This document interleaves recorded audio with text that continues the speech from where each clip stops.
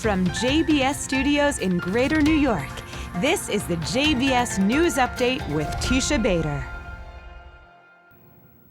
I'm Teisha Bader with the JBS News Update for Thursday, May the 25th, 2017.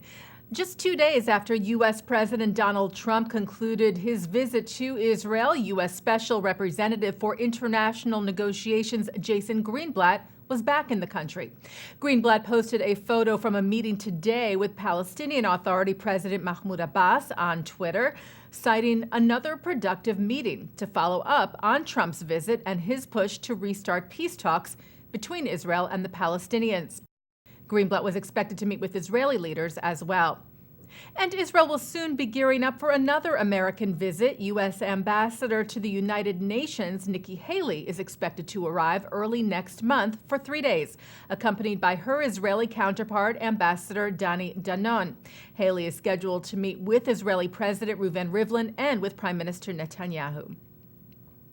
Meanwhile, an Israeli minister cited the Trump peace push in regards to a rare meeting held with Arab officials today in Ecuador.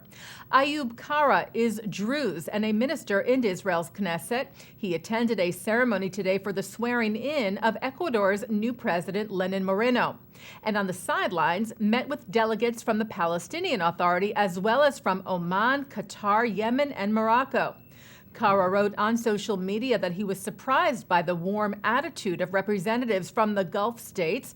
He wrote President Trump and Prime Minister Netanyahu are coordinating every step of this political initiative, and there is progress on the issue, citing the willingness of Arab delegates to meet openly with him as a representative of the State of Israel, and commenting that the meetings with the Arab representatives were open and cordial, and that all sides expressed their approval to move forward with the political negotiations.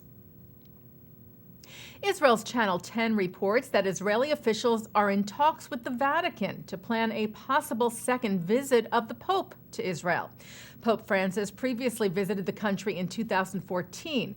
Channel 10 did not provide any further details of these reported discussions, and there is no confirmation from Israel or from the Vatican.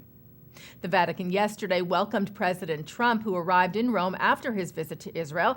The president called his visit with the Holy See an honor, saying he was more determined than ever to pursue peace in the world.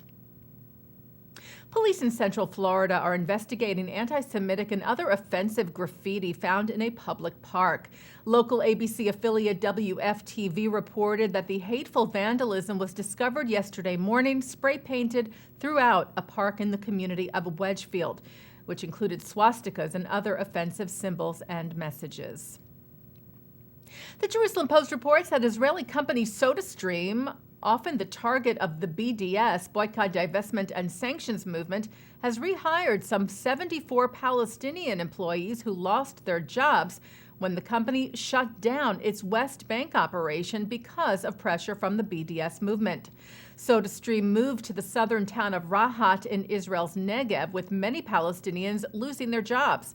The Israeli government recently agreed to reinstate work permits for 74 Palestinians. SodaStream CEO Daniel Birnbaum told the Jerusalem Post that those Palestinians can now provide for their families and prove that coexistence is possible. Israeli Business Daily Globes reported that Chinese airline Hainan will now operate a direct flight from Ben Gurion Airport to Shanghai. The airline already services direct flights from Ben Gurion to Beijing. A grant from Israel's Ministry of Tourism will cover marketing activity in order to attract tourism to Israel from the new location, which is a global financial hub, and Israel hopes will bring more Chinese tourists to the country. Well, Manhattan's Jewish Museum has something new in their lobby. Abstract paintings of Jewish artist Vivian Sutter are now on display there. The vibrant works are part of the Using Walls, Floors, and Ceilings series and can be viewed by the public through October the 22nd. And taking a look now at our programming for tonight on JBS for Thursday, May the 25th at 7 o'clock, it's Talmud Study with Rabbi Mordechai Becher. At 7:30, a look at feminism and modern orthodoxy.